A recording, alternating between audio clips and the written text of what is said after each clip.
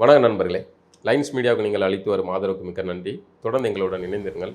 Like பண்ணுங்கள், subscribe பண்ணுங்கள், நண்பர்களுக்கு பகிருங்கள். நாம் இணைந்து பயணிப்போம். லைன்ஸ் மீடியா தமிழ் உறவுகளுக்கு வணக்கம். இன்றைய அரசியல் களம் நிகழ்ச்சிக்கு தங்களை அன்போடு வரவேற்கிறோம். நான் வணக்கண்ணா. வணக்கம் சின்ன. சமீபத்தில் நடந்த சீமானாவுடைய கோனேரிக்கோன் செஞ்சி கோட்டையில் நடந்த சர்ச்சை ஒன்று, ஏற்கனவே பிளான் பண்ண மாதிரி ஒரு சர்ச்சை நடந்தது. இனிமேல் முழு விவரம் என்னன்னு தெரியல. ஆமாம், இனிமேல் சீமான் அவர்களுக்கு இனிமேல் இல்லை, ஏற்கனவே நடந்துக்கிட்டு இருக்கிறது தான். இனிமேல் அது ரொம்ப அதிதீவிரமாக நடக்கும். அதுக்கு இந்த நிகழ்வும் ஒரு சாட்சி.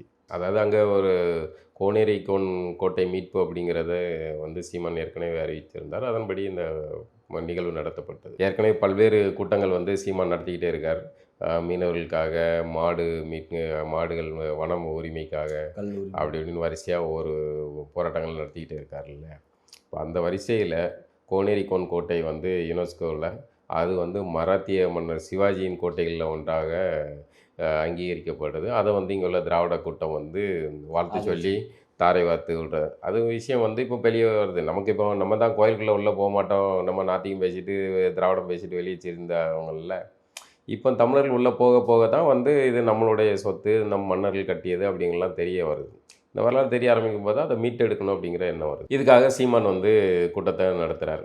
இப்போ அந்த நிகழ்வில் என்ன நடந்ததுன்னா,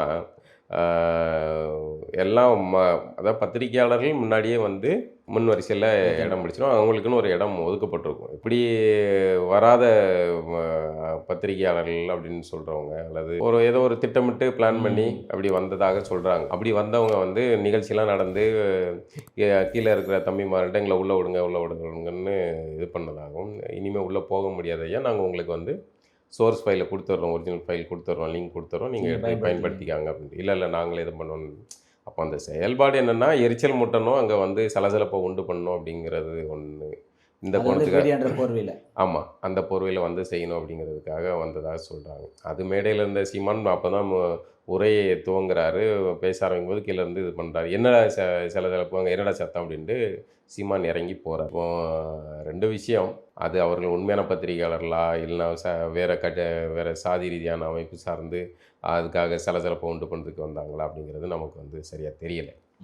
ஆனால் இந்த மாதிரியான நிகழ்வு நடக்கும்போது சீமான் அவர்கள் கொஞ்சம் கவனமாக, ஏன்னா இதுக்கு முன்னாடி திமுகவுடைய வரலாறு என்னென்னா, இந்த மாதிரி திமுகவை டார்கெட் பண்ணி அல்லது அடுத்த தலைவர்கள் யாராவது வளர்ச்சி அடைஞ்சு வர்றாங்க அப்படின்னா அவர்களை இந்த மாதிரி டீஸ் பண்ணி எரிச்சல் ஊட்டி தேர்தல் நெருக்கத்தில் அவர்களை எரிச்சல் ஊட்டுவதற்காகவே ஆட்களை அனுப்புவாங்க. அதை மீடியாங்கிற போர்வையிலையும் போவாங்க. இப்படி பல வகையான ஆட்களும் உள்ளே போய் முன் வரிசையில் போய் உட்காந்துட்டு உங்களை எரிச்சல் படுத்துவாங்க.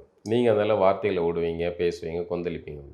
அதனால் அதை எடுத்து போட்டு அதையே திரும்ப திரும்ப போட்டு கோமாளி ஆக்குறது.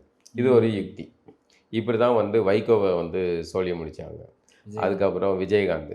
இதில் திமுகவுடைய இந்த டார்கெட் லிஸ்ட்டில் மிக அதிகமாக சிதைக்கப்பட்டவர்கள் வைகோவும் விஜயகாந்த் தான். விஜயகாந்த் கடைசியாக அவருடைய அந்த உடலில் நோயின் சிக்கலால் அவர் சில நடவடிக்கைகள் இந்த மாதிரிலாம் பண்ணிக்கிட்டு இருந்தார். ஆனால் அதெல்லாம் இவர்கள் அவருடைய செயல்பாடாக மாற்றி அதை திரும்ப திரும்ப பண்ணி அவர் ஒரு கோமாளியாக மாற்றினாங்க. அதே மாதிரியான யுக்திகளில் ஒன்றை தான் இப்போ ஆரம்பிச்சிருக்காங்கன்னு நினைக்கிறேன். ஆகவே சீமான் அவர்கள் பொதுவாக இந்த மாதிரியான விஷயங்கள், இந்த மாதிரி கூட்டத்திடம் கவனமாக இருக்க வேண்டும். இதையெல்லாம் கீழே இருக்க தம்பிமார்களை டீல் பண்ண வைக்கணும்.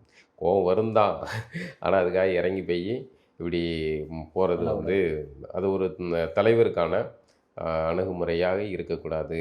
நேருக்கு நேரம் வந்தால் தூக்கி போட்டு மிதிக்கிறதுல தப்பு கிடையாது, அதை செஞ்சு தான் ஆகணும். அடி நம்ம அடியாக தான் இருக்கணும். அப்போல்லாம் வேடிக்கை பார்த்துக்கிட்டு இருக்கக்கூடாது.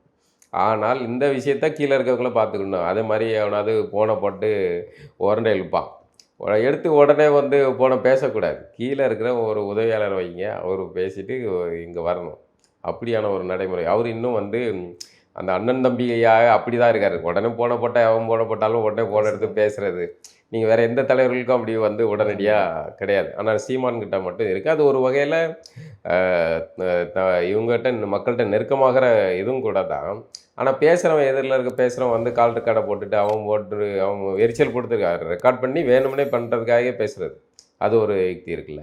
அந்த மாதிரியான சில அணுகுமுறைகளை சீமானவர்கள் நிதானம் அவசியம். ஒன்று, சீமானவர்கள் அவருடைய வளர்ச்சி நான் எந்த அளவுக்கு உயரத்தில் போயிருக்கு அப்படிங்கிறது அவர் உணரலையோ அப்படிங்கிற இது இருக்குது. அவர் ஒரு தலைமை பண்பை நோக்கி போயிட்டுருக்காரு. அதனால தான் ஒரு 36 லட்சம் பேர் தமிழர்கள் அவரை தூக்கி இவரை நமக்கு நம்பிக்கை நாயகன் அப்படின்னு அவரை கொண்டு வர்றாங்க. அதுக்கேற்றாப்புல அவரும் வந்து சில இதுகளில் நோக்கி மாற்றிக்கிடணும்.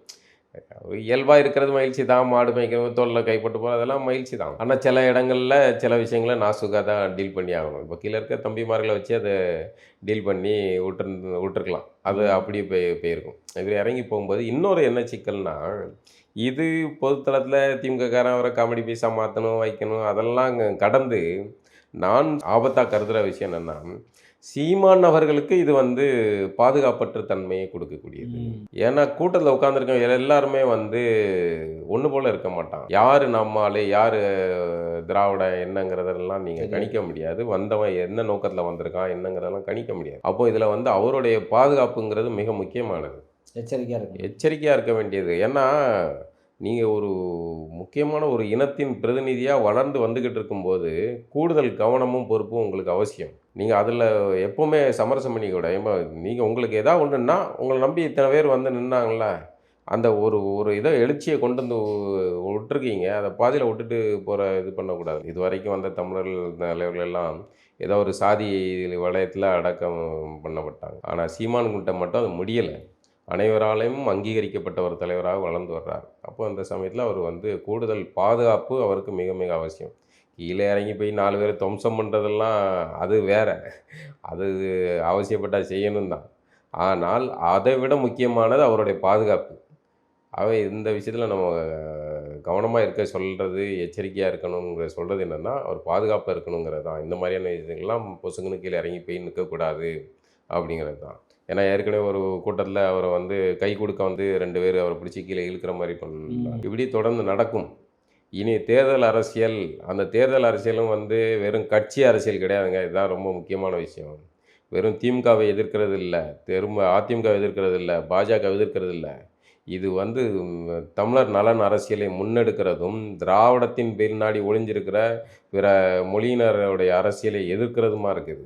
இது தமிழர்களுக்கும் தமிழர் அல்லாதவர்களுக்குமான போர். அந்த போரை முன்னெடுத்துக்கிட்டு இருக்காரு. அப்போ அவர் கூடுதல் கவனத்தோடு இருக்க வேண்டியது அவசியமாக இருக்குது. அந்த பொறுப்போடு வந்து சீமான் அவர்கள் வந்து இருக்க வேண்டியது அவசியம்.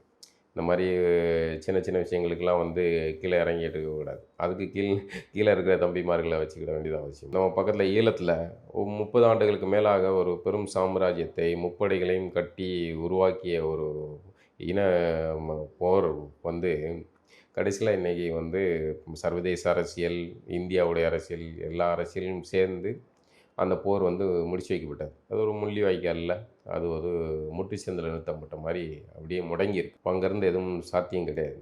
அப்போ இன்றைக்கி தமிழ்நாட்டில் தான் வந்து தமிழர் எழுச்சி அரசியல் வந்து மீண்டெழுது. இங்கே தமிழ்நாட்டில் தமிழர்கள் அதிகாரத்திற்கு வரும்போது தான் வந்து அது ஈழத்துக்கும் சாதகமாக இருக்கிற சூழலை உருவாக்கும். கேட்காங்கல்ல, இங்கே ஒரு மாநில முதல்வர் என்ன செய்வார்ன்ட்டு. மாநில முதல்வர் ஏன் வந்து போரை நிறுத்துறதுக்காக போய் மெரினாவில் போய் உண்ணாவிரதம் வந்து நாடகம் நடித்தார்? மாநில முதல்வர் ஒன்றும் செய்ய முடியாதுன்னு இருக்க வேண்டியது என்ன? எதுக்கு நாடகம் நடித்தீங்க? எதுக்கு வந்து மாநில முதல்வரை வந்து பிரணாப் முகர்ஜியில் ஆரம்பித்து மேனன்கள், சிவசங்கர் மேனன் அந்த மேனன்கள்லாம் வந்து திரும்ப திரும்ப வந்து ஏன் வந்து பார்த்து டீல் பேசிகிட்டு இருந்தாங்க? மாநில முதல்வர் எதுக்கு சார் பார்க்குறீங்க? அப்போ மாநில முதல்வருடைய பவரில் தான் அந்த அன்றைய ஆட்சி நடந்த மத்திய ஆட்சி. அப்போ இவங்க இருக்கிறவங்க எல்லாரும் சேர்ந்து கூட்டு கலவணியாக இருந்தது தானே அந்த போரை முடிச்சு வச்சிங்க. எல்லாருக்கும் தெரியும் தானே என்ன நடக்க போகுதுன்ட்டு. அதை மாதிரி தமிழர்களிடம் அதிகாரம் வரும்போது ஈழத்துக்குமான கால சூழலும் மாறும், தமிழர்களுடைய அரசியல் விழிப்புணர்வும் மாறும். இது எல்லாமே வந்து அதை முன்னெடுத்து கொண்டு போகிறவர் இன்றைய தேதிக்கு சீமானாக இருக்கார். அப்போ அந்த சீமான் வந்து மிக மிக கவனமாக இருக்க வேண்டும். இது சாதாரண விஷயமாக வந்து அவரும் அவர் கூட இருக்கிற தம்பிமார்களும் எடுத்துக்கொள்ளக்கூடாது. நிறைய சின்ன சின்ன விஷயங்களுக்கெல்லாம் அவர் கீழே இறங்கி போகவும் கூடாது. அவரை சுற்றி எப்பவும் ஒரு சிறப்பான ஒரு பாதுகாப்பு வளையம் இருக்க வேண்டிய அவசியங்கிறத நம்ம கோரிக்கையை வழி. மீண்டும் நிகழ்ச்சி சந்திப்போம்னா. நன்றி, வணக்கம்.